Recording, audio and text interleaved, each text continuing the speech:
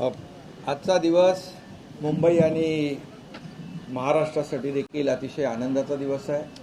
आज या ठिकाणी ऑरेंज गेट ते मरीन ड्राईव्ह असा आपला बोगदा तयार होतोय आणि TBMचं आज लॉन्चिंग मुख्यमंत्री महोदयांनी केलं आहे। खऱ्या अर्थाने आपण अटल सेतूवरून आलो, ठाण्यावरून आलो, नव्या मुंबईवरून आलो की इकडे फ्रीवेच्या लँडिंगजवळ आपण सगळी ट्रॅफिक जाम व्हायची आणि त्यामुळे गेल्याच वर्षी झालेला अटल सेतू आणि प्रधानमंत्री महोदयांनी केलेले त्याचं उद्घाटन, ती ट्रॅफिक इकडे आता येते आणि त्यामुळे ही ट्रॅफिक या ऑरेंज गेट ते मरीन ड्राईव्ह मुळे, या टनेलमुळे पूर्णपणे डिकंजेस्ट होईल आणि आपण marine drive, Churchgate, coastal road या सगळ्याकडे जाणारी जी वाहतूक आहे त्याला बराच वेळ लागायचा आणि ट्रॅफिक जाम व्हायची आणि त्यातून सगळ्या मुंबईकरांची सुटका होणार आहे।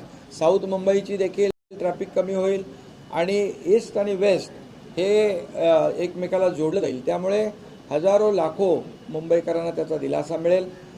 जसं मेट्रो 3 आपण केलं, मेट्रो 2A केलं, मेट्रो 7 केलं, एक एक टप्पा आपण पुढे जातोय आणि त्यामुळे देखील आणि ही खालून आपल्या जसं मुख्यमंत्री महोदयांनी सांगितलं की हा सर्व प्रकल्प जो आहे अगदी मेट्रो 3च्या खालून पण जातोय, त्यामुळे हा अतिशय आधुनिक पद्धतीचा हा टनेल आहे आणि मला वाटतं आपला कोस्टलला हात वापरला आणि ते काय त्याचं नाव मावळा होता, मावळा, आणि मावळा जेव्हा कामाला लागतो तेव्हा आपण पाहतो की कोस्टल रोड किती भराभरा झाला आणि या ठिकाणी देखील हा TBMचा जो मावळा आहे हा देखील या ठिकाणी हा 9 किलोमीटरचं जे टनेल आहे हा एकदम युद्ध पातळीवर, जसं मुख्यमंत्री म्हणाले की बिफोर टाईम 6 महिने अगोदर आम्ही अपेक्षा याची धरतोय।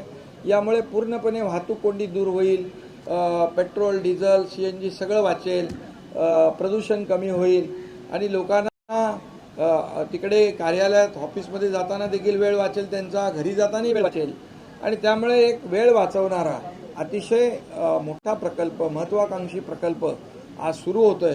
यामुळे मुंबईकडे देखील, वेस्टर्न मुंबईकडे जाताना आणि नवी मुंबई एअरपोर्टकडे जाताना देखील याचा फायदा होईल आणि लोकांचा खूप वेळ वाचेल आणि त्यामुळे हा अतिशय महत्त्वाकांक्षी गेम चेंजर प्रकल्प म्हटलं तर वावगं ठरणार नाही।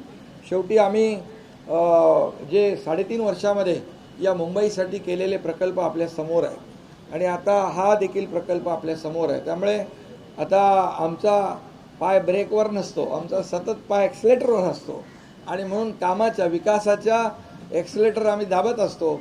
यापूर्वी जसं मुख्यमंत्री म्हणाले की यापूर्वीच्या सरकारमध्ये सगळ्याच ब्रेक लावून ठेवला होता, तो ब्रेक आम्ही काढून टाकला आणि ॲक्सिलेटरवर पाय ठेवलेला आहे। त्यामुळे या मुंबईसाठी जे जे काही करायचं, ज्या विकासासाठी जे करायचं, ट्रॅफिक कमी करण्यासाठी जे करायचं, ईस्टर्नची ट्रॅफिक, वेस्टर्नची ट्रॅफिक, हे मुंबईकरांना मोठा जो काही त्रास आहे तो ट्रॅफिकचा आहे आणि त्यामधून या ठिकाणी आपण भूमिगत हा टनेल करतोय, त्यामुळे वरून ट्रॅफिक जाते आहे, फ्लायओव्हरवरून ट्रॅफिक जाते आहे।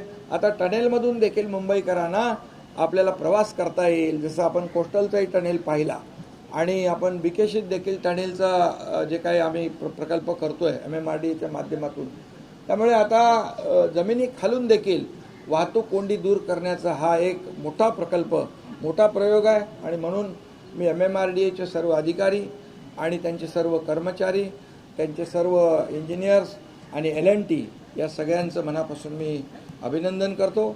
अतिशय उत्तम हा प्रकल्प हा सुरू होईल आणि एक मगाशी म्हटल्याप्रमाणे इंजिनिअरिंग मार्वल खऱ्या अर्थाने या प्रकल्पातून आपल्याला पाहायला मिळेल की मुंबईत देखील अशा प्रकारचे प्रकल्प जे आपण फक्त परदेशात पाहत होतो ते प्रकल्प मुंबईमध्ये होत आहेत, याचा सगळ्यांनाच आनंद आहे, आम्हालाही अभिमान आहे आणि म्हणून मी यासाठी जे जे काही सर्व सहकार्य करतायत, ज्यांचं योगदान यामध्ये होणार आहे, या सगळ्यांचं मनापासून अभिनंदन। मतदान पार पडल्या लगेच हे काम सुरू झालं।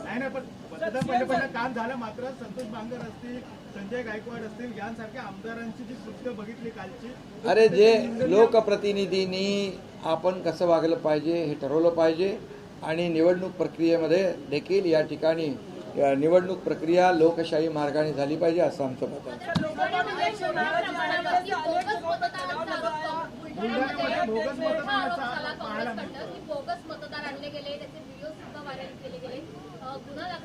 आता काँग्रेस होती कुठे? प्रचारात तर दिसलीच नाही. त्यांनी तर आता पराभव मान्य केला, त्यांच्या पायाखालची वाळू घसरली, म्हणून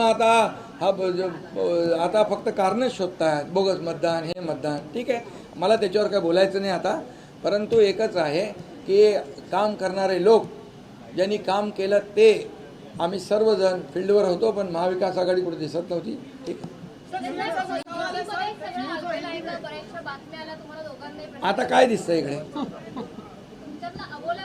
आता काय म्हणजे काय काम नसलं तरी फक्त हसत राहायचं असं काय?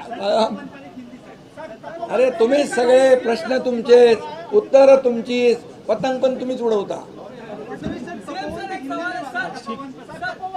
देखिए, तपोवन के संदर्भ में मेरा मत, शिंदे जी का मत, अजित पवार जी का मत और सरकार का भी मत यही है कि झाड़ों को काटना ठीक नहीं है, कम से कम झाड़ उसमें से कटने चाहिए.